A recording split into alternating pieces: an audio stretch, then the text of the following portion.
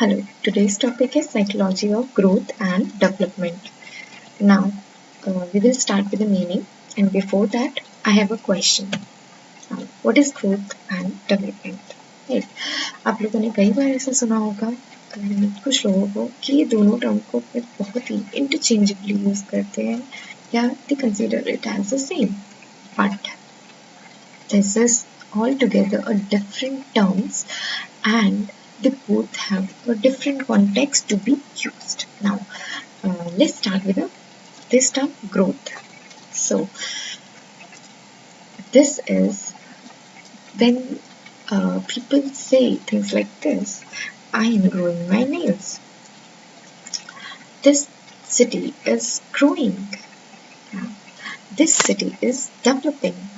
Now, what I mean by saying I am growing my nails, मैं इसे 2 centimetre तक 3 centimetre तक या 4 सेंटीमीटर तक इसे ग्रो कर सकती हूँ, राइट? नाउ व्हेन आई से दिस टाउन इज ग्रोइंग और the city is growing, what I mean this population of this city is growing, right? Now when I say this town is developing, what I mean ये जो town है उसमें काफी improvement आ चुकी है in terms of facilities available or amenities they can get, right? So these are the terms of quantitative. Now when we focus on the term growth, that purely concern of the quantitative changes, right? ऐसे changes जिनको हम major कर सकें, count कर सकें या हम उनको कैटेगराइज कर सकें एक numerically, right? Now, when we will talk about the development, that is purely based on the quality. It can be improvement or positive aspects of improvement you can see anything, right? So अब हम एक और चीज़ पर ध्यान देते हैं कि जब हम तो ग्रोथ एंड डेवलपमेंट की बात कर रहे हैं, we are only seeing this terms in terms of personality, individuals growth and personality, right? So let's start with the importance of this two terms, right, in context of one's personality, right? Let's start with the first point. So these are somehow interrelated. Now, जब भी मैं interrelated का term का use करती हूँ, इसका मतलब यही है कि दोनों एक साथ ही चलेंगे. जैसे जिस तरीके से मैं एग्जाम्पल देती हूँ कि जैसे एक बच्चा है, किसी भी तरीके से अगर उसके ग्रोथ में चेंजेस आ रहे हैं बट एक उसके मेंटल डेवलपमेंट उसके साथ नहीं चल रही, तो इस तरीके से it can create a faulty personality, right? So these terms has to and have to work interrelatedly to create a wholesome personality, right? Now these are both subject to change of interaction when it comes to interaction with environment and heredity. Now, what I mean by this environment, environment का मतलब ये है कि एक बच्चा या एक personality एक ह्यूमन कॉन्टेक्स्ट में अगर वो जिस तरीके की सराउंडिंग्स में रह रहा है, उस तरीके की सराउंडिंग उसको बहुत ज़्यादा इम्पैक्ट करते हैं. तो एनवायरनमेंट का मतलब ये भी हो सकता है कि अगर उसे पॉजिटिव एनवायरनमेंट मिल रहा है तो वो पॉजिटिव ग्रोथ करेगा, आपको उसकी पॉजिटिव ग्रोथ दिखेंगे. बट अगर वो नेगेटिव एनवायरनमेंट में रह रहा है तो एक नेगेटिव इम्पैक्ट पड़ेगा उसकी पर्सनालिटी में. जैसे कि मैं एक एग्जांपल देती हूँ. जैसे कि अगर मैं किसी बच्चे को एक उसके ग्रोथ ईयर्स में मैं उसको कुछ बैड हैबिट सिखाती हूँ, ठीक है, कि you can sleep as long as you can and as much as you want, right? तो इस तरीके से क्या होगा, he will develop somehow some kind of hindrance in his physical development. वो बहुत lethargic हो जाएगा. He would be he would be lame in his behavior. वो किसी चीज में interested नहीं होगा other than of sleeping. उसका main focus sleeping पे होगा other than of doing the more creative or physical activities. तो इस तरीके से उसके growth में hindrance होगा. अगर इसी तरीके से मैं उसे कोई good habits सिखाती हूँ तो उसकी personality में एक good impact छोड़ेगा, right? इसी तरीके से जैसे कि environment वर्क करता है ग्रोथ और डेवलपमेंट में, सिमिलरली हेरिडिटरी कि उसके parents, parental line, grandfather in their blood lines किस तरीके से उनकी हाइट है, that will surely impact the height of the children, right? उसी तरीके से the complexion and it will transfer from their parents to their children. इसी तरीके से एक जो ग्रोथ है एक बच्चे की इस या डेवलपमेंट है, ये दोनों ही इन्वायरमेंट और हेरिडिटरी के से बहुत ज़्यादा इम्पैक्ट करती है. It could be positive in term as well as negative भी हो सकता है. तो let's move on to the next point, जो कि together makes one personality. Yes, these two terms, growth and development. अगर ये दोनों ही it can working in the same pace and same level, then you would be attaining a good personality. अगर नहीं वो एक साथ काम कर रहे, then it would surely make a faulty personality, or it would be like hindrance to for development, right? So when these two terms came together, it made a wholesome personality. Now, the other point is growth provide a base for development. Now, इस चीज को हम एक example से समझते हैं. जैसे कि कोई एक बच्चा है, right? He is of 3 years. We cannot assume to solve 10th class mathematical problem, right? या अगर कोई 2 month का बेबी है, हम उससे ये एक्सपेक्ट नहीं कर सकते that he would write properly, ठीक है. बट इसी तरीके से जो किसी भी चीज़ को हम अगर सिखाते हैं that requires a proper age level or growth, that means he has to attain some growth years of like ये हम इस तरीके से ले सकते हैं कि अगर एक बच्चा है जो कि 3 years या 4 years तक है, हमें उसी लेवल की टीचिंग्स या उस लेवल जो उसकी एज लेवल को सूट करती है, हम उसी लेवल की हम उसे कुछ सिखाएं. तो दैट मीन अगर growth is providing here a base for the development. अगर growth ही नहीं इस तरीके की है तो हम उस तरीके की development हम expect नहीं कर सकते, right? Now means to bring the changes. So these both two terms, growth and development, एक तरीके का जरिया है किसी भी changes को लाने के लिए, किसी भी personality में. It can be positive as well as negative changes. Right, तो ये दोनों तरीके के चेंजेस को आप देख सकते हैं. Now we will further discuss what are the differences, right. So here it come this growth, जिसका मतलब है बहुत ही लिमिटेड होता है. Limited by what I mean by it could only measure, counted and categorized into some numerical form, right? So, but development एक बहुत ही comprehensive और broad meaning है. Now, when I'm saying comprehensive, that means it includes various things into that category, right? That we will discuss further.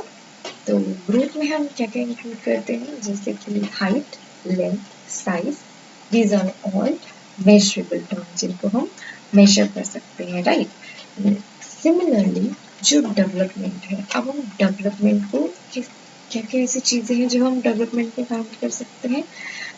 Moral, social, emotional, spiritual. Now what I mean bye जो भी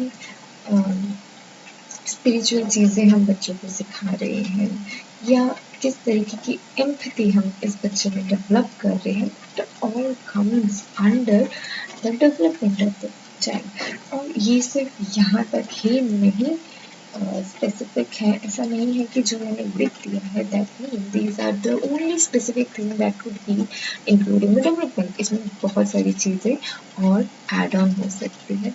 That's why I said this is a comprehensive and include the problem.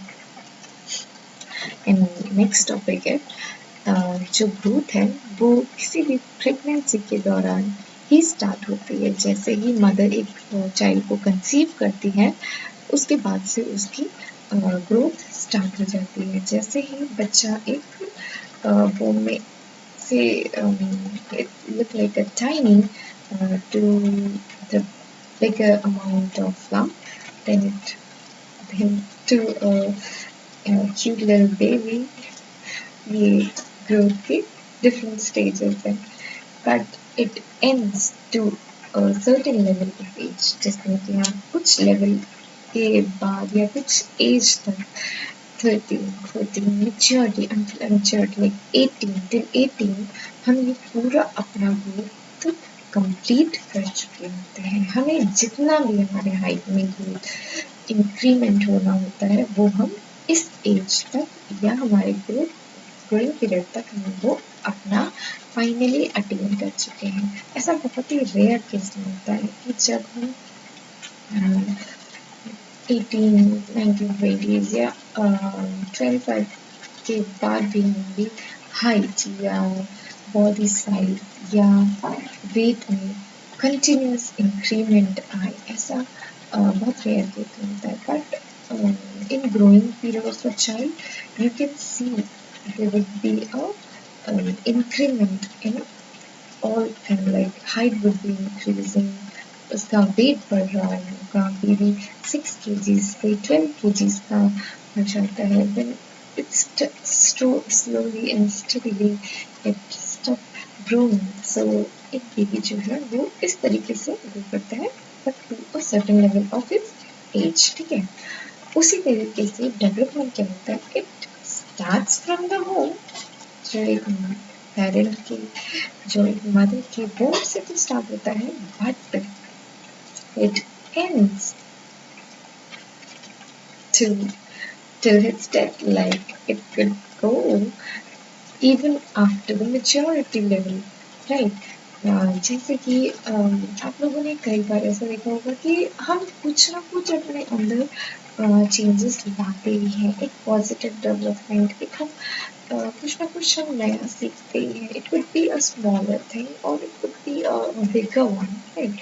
तो ये जो चीज़ें हैं ये different things हम अपनी लाइफ में अटेन करते रहते हैं, कुछ ना कुछ नया सीखते रहते हैं हमेशा। तो ये जो है एक कंटिन्यूस प्रोसेस है जो कि कभी रुकता नहीं है। हम कहीं ना कहीं आपको देख रहे होंगे 60s के बाद भी लोग कुछ ना कुछ नया लर्न कर रहे हैं, ठीक है। तो growth is a somehow discrete process जो कुछ एक एज लेवल के बाद रुक जाता है, but somehow development is a continuous process.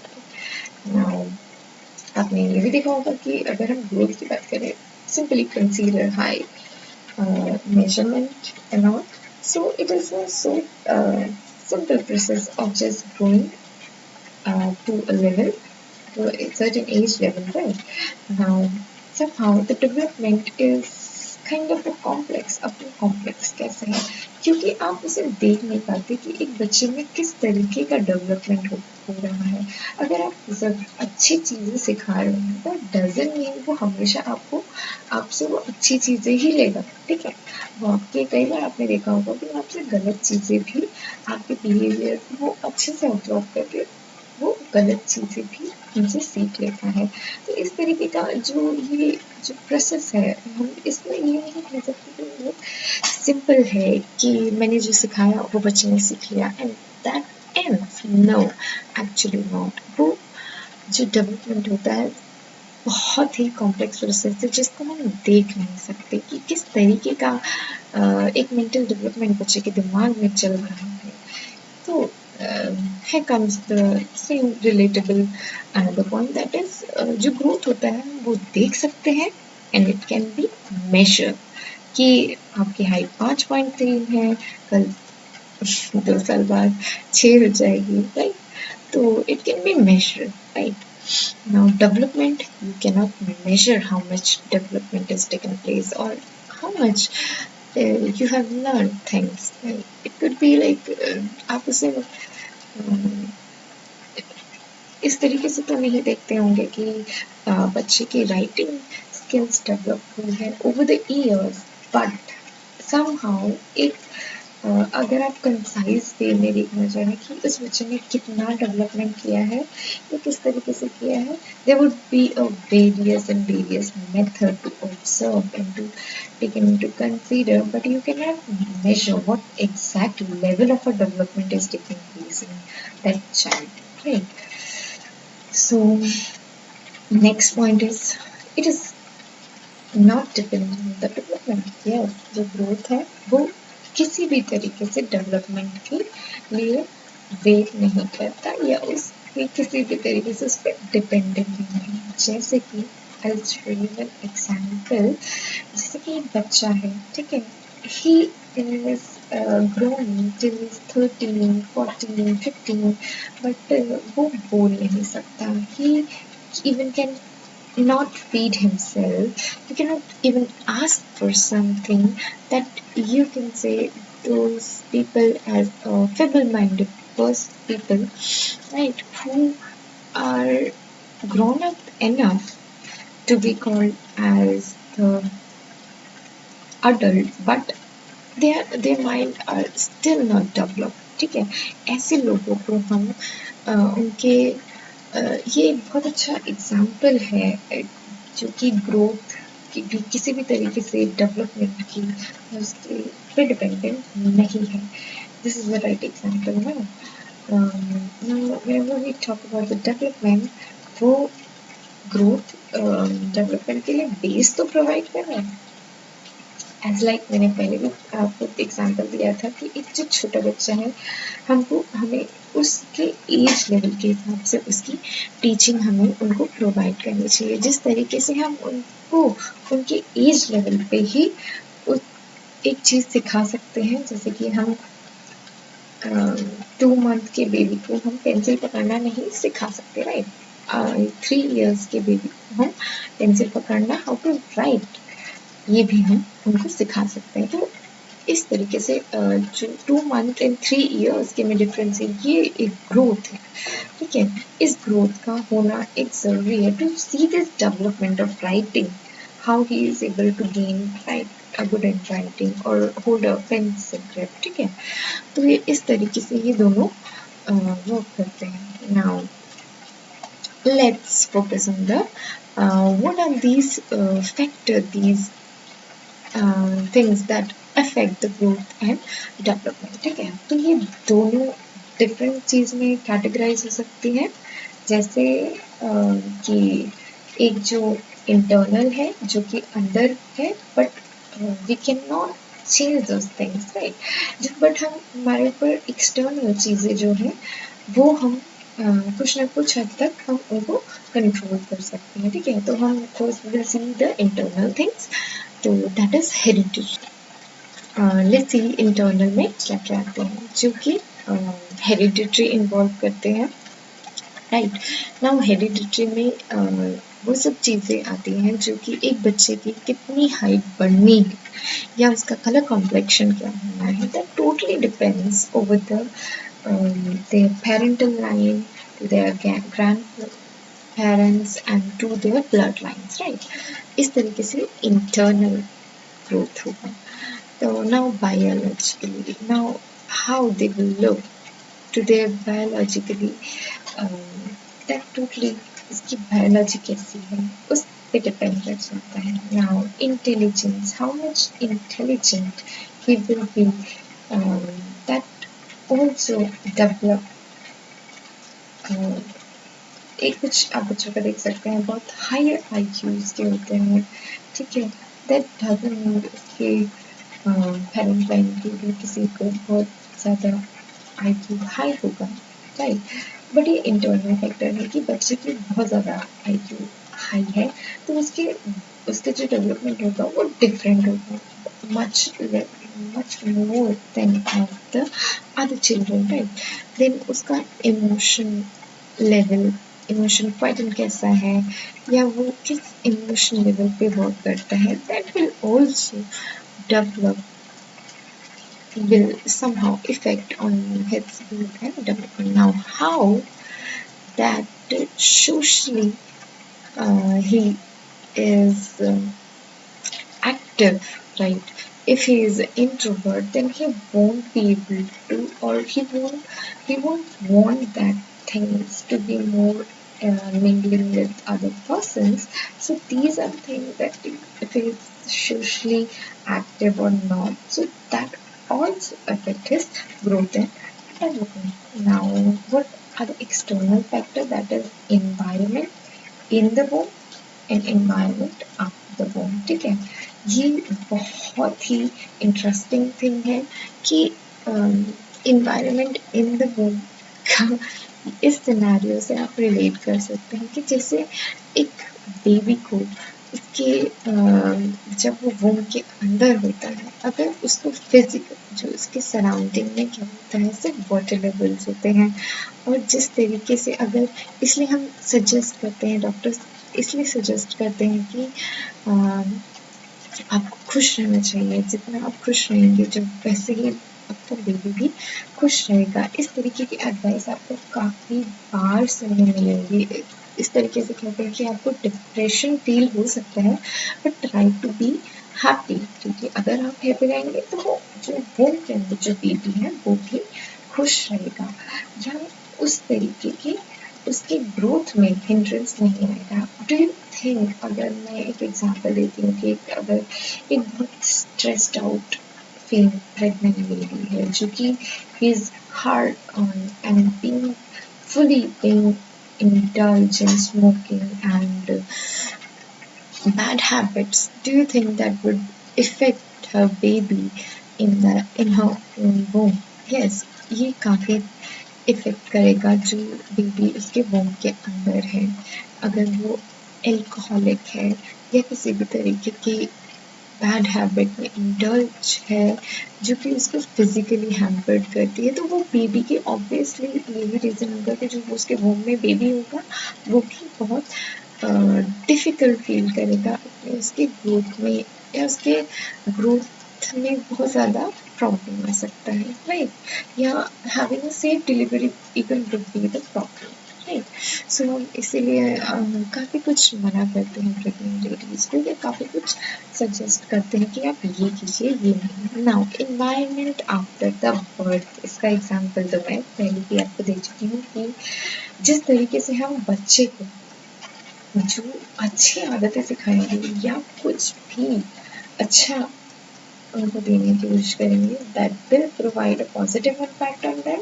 अगर वो किसी तरीके से भी टॉक्सिक या नेगेटिव है, that will bring him to the bad thing. Now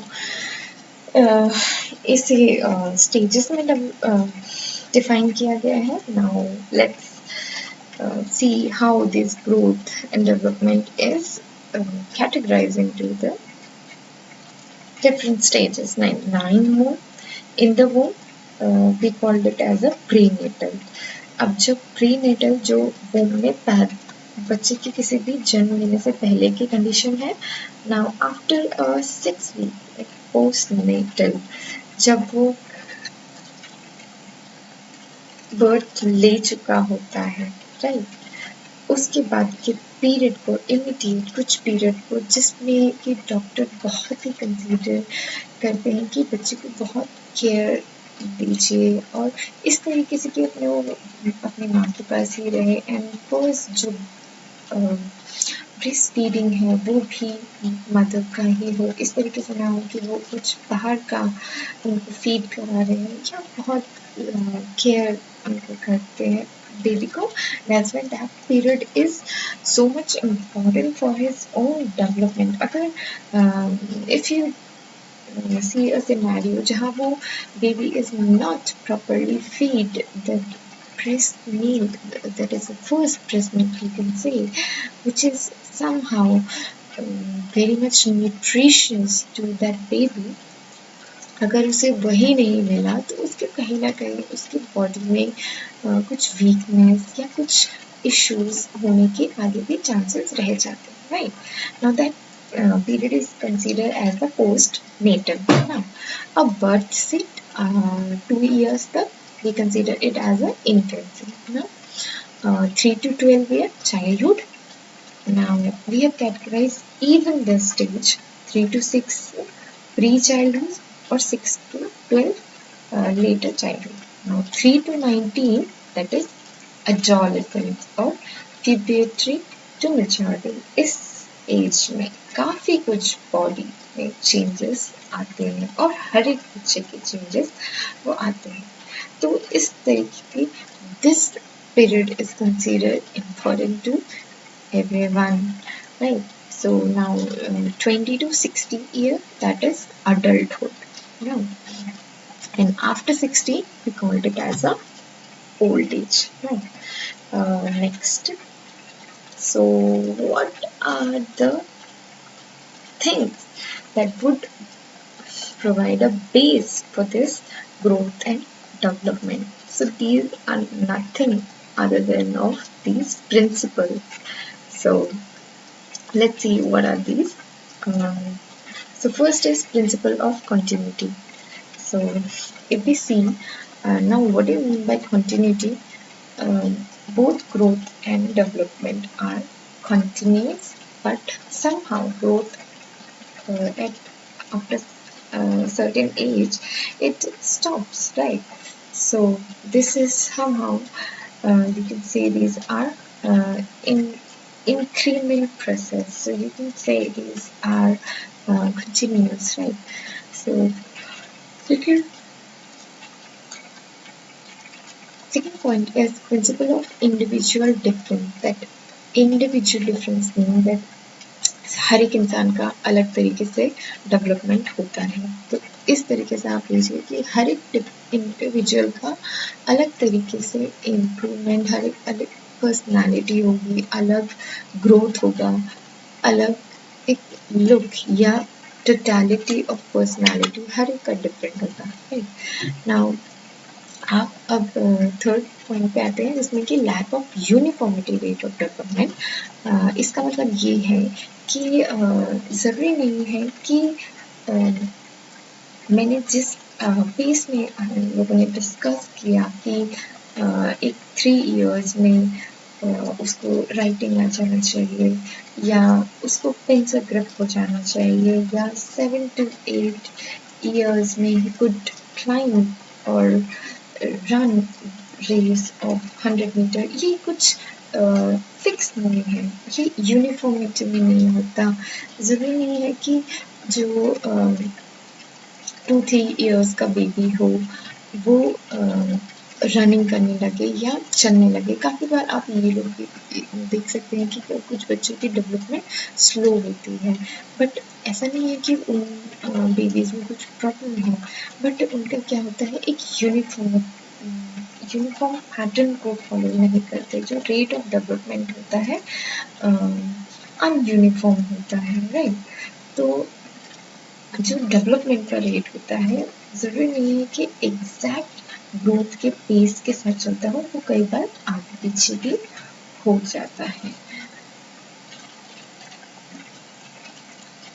now अब मैंने जो कहा कि आप कुछ चीज़ें आगे पीछे तो हो सकती हैं, बट ऐसा नहीं होगा कि बच्चा चलना शुरू कर दे और फिर उठना शुरू करे. पहले वो खड़ा होगा फिर चलेगा. तो ये क्या है, ये एक स्पेसिफिक पैटर्न भी फॉलो कर रहा है. इफ़ यू विल सी कि बच्चा ऐसा नहीं होता कि वो बर्थ के बाद ही वो दौड़ना शुरू करता है.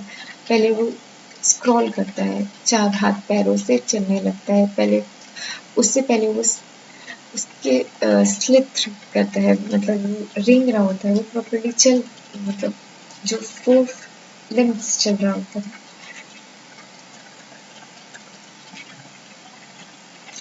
और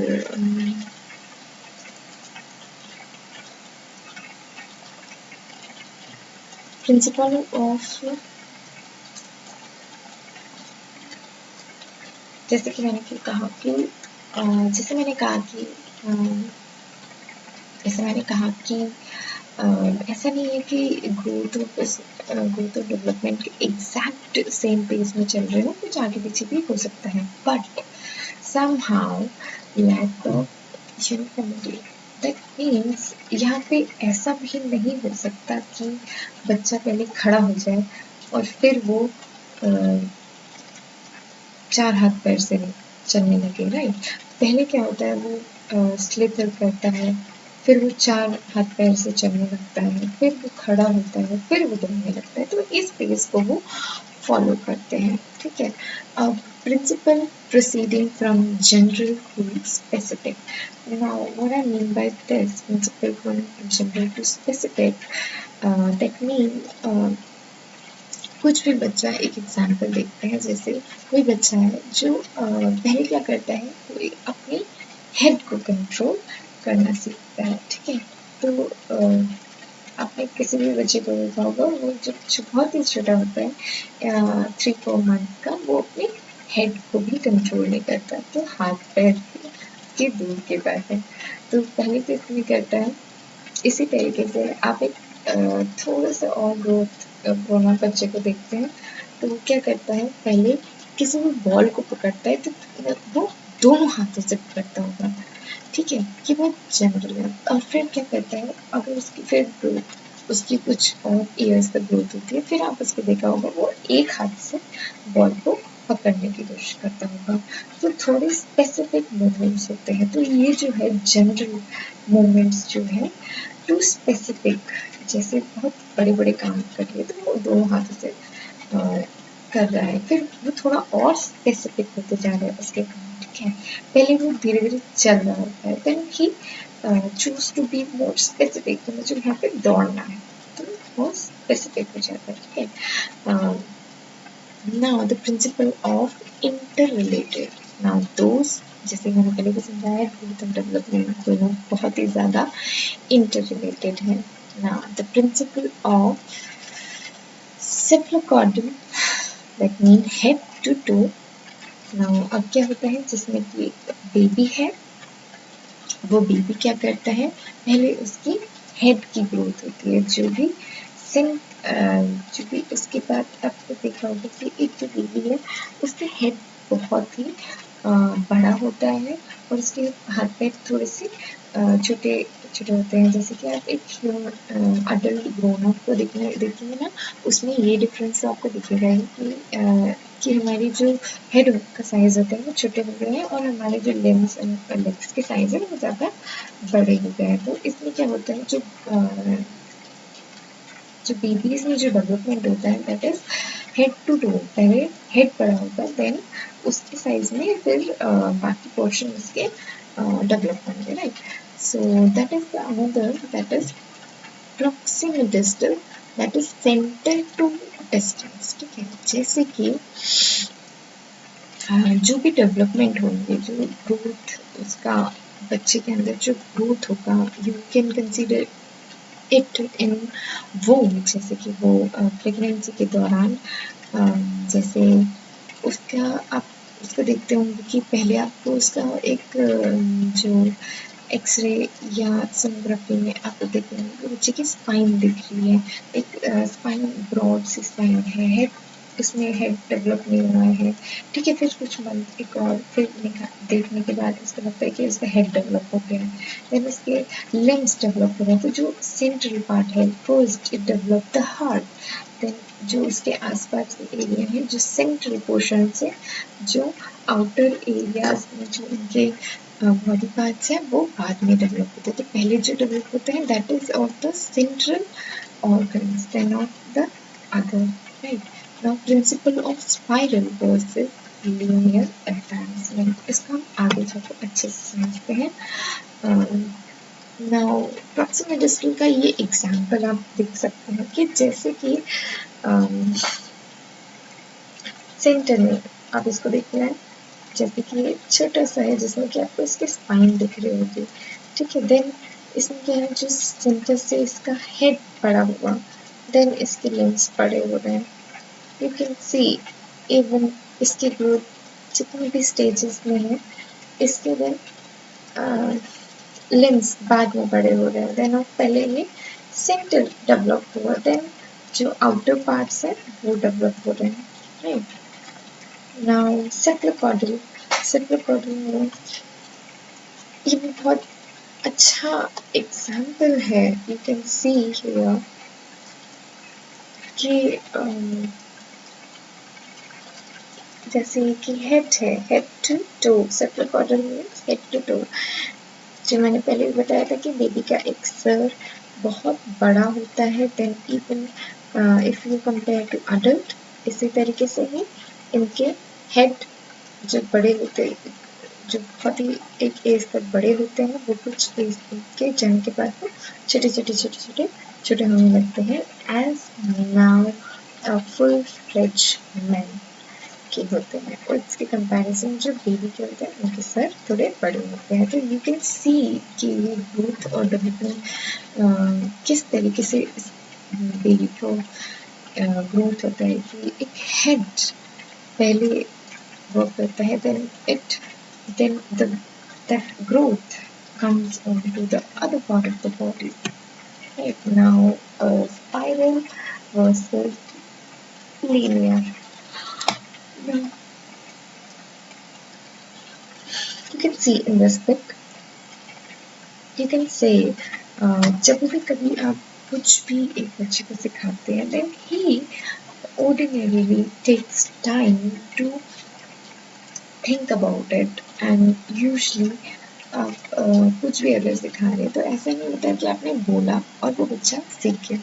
वो क्या करता है, वो टाइम लेता है to make it in adjusting state और टू हिज ओन बिहेवियर. वो अपने बिहेवियर में कुछ चेंजेस लाने की कोशिश करता है आफ्टर सो मैनी अटेम्प्ट्स. आपको काफ़ी बार उसमें मेहनत करनी पड़ती है, उसको एक ही चीज़ बार बार बताना पड़ता है, तब वो जाके क्या करता है, उसको अपने अंदर उस चेंज को इन्वॉल्व कर पाता है.